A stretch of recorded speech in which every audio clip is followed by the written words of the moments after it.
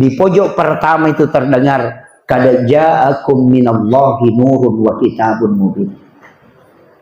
Di pojok kedua wa qul ja'al haqq wa sahaqal batil innal batila kana sahuqa. Di pojok ketiga laqad ja'akum rasulun min anfusikum azizun 'alaihi ma 'anittum harisun 'alaikum bil mu'minina raufur rahim fa in tawallaw faqul hasbiyallahu la ilaha illa huwa 'alaihi tawakkaltu wa huwa rabbul 'arsyil 'azim. Kemudian di pojok keempat ya ayyuhar rusul balligh anni ma unzila. Inilah ayat yang dibaca ketika orang pindah rumah baru. Makanya azan di 4 sudut. Sebelum azan baca ayat itu, biar orang membakar rumah itu tidak akan terbakar.